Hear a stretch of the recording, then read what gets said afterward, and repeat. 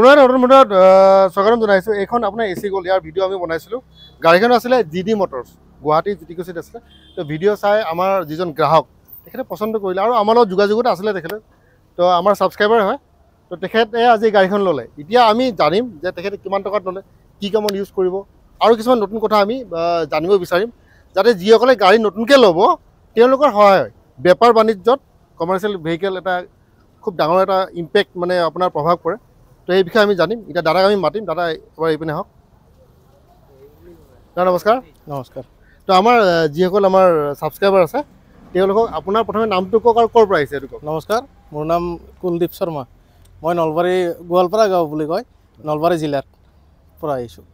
তো আপোনাৰ নলবাৰী বা কি মানে এটা কথা এটা সুধো, মানে বহুতে আমাৰ আপাৰ আছামৰ পৰা চাই, নলবাৰীৰ পৰা এনে গুৱাহাটীৰ দূৰত্বটো কিমান হয়? মোটামুটি ৬০-৬৫ কিলোমিটাৰমান হয়। ৬৫ কিলোমিটাৰ। এতিয়া আপুনি টাটা এচি গ'ল আপুনি ল'লে, মই এনে আৰু এটা সুধিব বিচাৰোঁ যে অকল আপুনি এইখন, আপোনাৰ মাৰ্কেটত বহুত ধৰণৰ গাড়ী আছে, তো এইখন গাড়ী আপুনি কিয় ল'লে?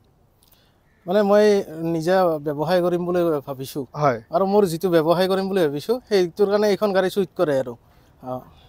তো আমাক সকলোৱে মানে উৎকণ্ঠাৰে চাই থাকে যে এখন পুৰণা গাড়ী যেতিয়া লয়, এখন আপুনি কিমান টকা দি ল'লে? মই এখন সেইটো মই জানো, কিন্তু আমি চবকে ক'ব বিচাৰোঁ। ৩,২০,০০০ লৈছোঁ। ডিজেল নে পেট্ৰল? এখন ডিজেল গাড়ী। ডিজেল।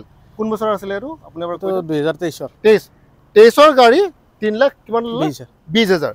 এতিয়া বহুতে ক'ব বিচাৰে না দাদা এইটোতো বহুত কিবা কিবি, দামটো আপোনাৰ ঠিকে লাগিছে। আপোনাৰ মাৰ্কেটত বহুত জেগাত চাইছে, বহুত জেগাত দেখিছেও, এনেকুৱা গাড়ী চাইছেও। এতিয়া ৩ লাখ বহুতে ভাবে যে বহুত কম টকাত ছেকেণ্ড হেণ্ড মানে বহুত কম টকাত পায়, ইমান সহজ নহয়। আপুনি প্ৰথমে মাৰ্কেটত চাব। বহুতে মোক এনেকুৱাও কয় দাদা এখন নতুন গাড়ী নেকি? নতুন গাড়ীৰ দাম আপোনাৰ শ্ব'ৰুমত গৈ আপোনাৰ সুধিবচোন কিমান পৰে।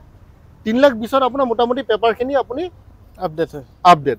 এতিয়া নতুন কথা আপুনি এতিয়া গম পায়নে, আমাৰ যিটো আমাৰ দ্বিতীয় মানে আমাৰ পৰিবহণৰ যিটো ছিষ্টেম নতুনকৈ যেতিয়া ইমপ্লিমেণ্ট কৰিছে, ১৫ বছৰ টেক্স দিব লাগে, ৫ বছৰ টেক্স দিব, সেইটো গম পায়নে আপুনি? সেইটো গম পাওঁ। গম পাইছে। এতিয়া আপুনি যেতিয়া ট্ৰেন্সফাৰ কৰিব তাৰ যিটো পইচা খৰচা হ'ব সেইটো আপুনিতো গম পায়।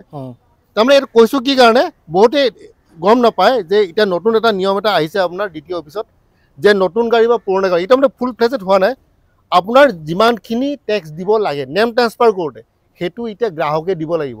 নতুন গাড়ী হ'লে ১৫ বছৰ, আৰু পুৰণা গাড়ী হ'লে কিমান বছৰলৈকে আছে, মানে ধৰি লওক ১৩ বছৰ টেক্স দিব আছে, ১০ বছৰ টেক্স দিব আছে, ৫ বছৰ টেক্স, সেইখিনি কাষ্টমাৰে নিজে দিব লাগিব। সেইটো আপোনালোকে এবাৰ নিজে গৈ খবৰ কৰক। আপুনি এতিয়া কেছত কিনিলে গাড়ীখন? কেছত কিনিছোঁ। খুব ভাল কাম কৰিলে। মই সদায় কওঁ যে কেছতে কিনিব, কিন্তু ফাইনেন্সত কিনিলে কি হয়, আপোনাৰ এটা ডাঙৰ এটা মানে তৰোৱাল এখন মানে লটকি থাকে, কোন পাকত গাড়ী টানি লৈ যাব। কি কাৰণে আজিৰ দিনত ফাইনেন্স কোম্পানীয়ে মাত্ৰ এটা সুযোগ দিব, দুটা সুযোগ দিব। না দাদা মোৰ কৰোণা কাল আহি গ'ল, মইতো পইচা দিব নোৱাৰোঁ, সেইবোৰ একো নাচায়।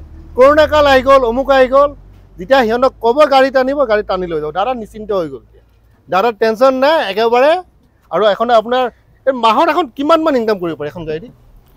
মই ধৰক মোৰ যিটো টাৰ্গেট, হয়, মোৰ বেলেগ বিজনেছ আছে, তথাপিতো মই এতিয়া যিটো নতুন সেইটোত মোটামুটি ২০-২৫ হাজাৰমান আশা কৰিছোঁ। মানে এটা ২০-২৫ হ'লে আপুনি ধুনীয়াকৈ এটা মানে সৰু সুৰাকৈ গাঁৱত থাকিলে ফেমিলি এটা চলিব পাৰে। তো বেলেগ আৰু একো কথা নকওঁ, আপুনি ইয়াত আহিব আমাৰ এই যিটো ডিলাৰ জিডি মটৰ্ছ, পাৰিলে আপোনাৰ গাঁৱৰ মানুহক ক'ব জিডি মটৰ্ছ নামৰ এটা ডিলাৰ আছে, গাড়ী কম দামত পায়, পচন্দৰ গাড়ী পাব। তো সেইখিনি আশা, বেলেগ একো নাই। তো আপোনাৰ যাত্ৰা শুভ হওক আৰু আপুনি বিজনেছত ছাকচেছ হওক আৰু 10খনমান গাড়ী লওক। ধন্যবাদ। নমস্কাৰ।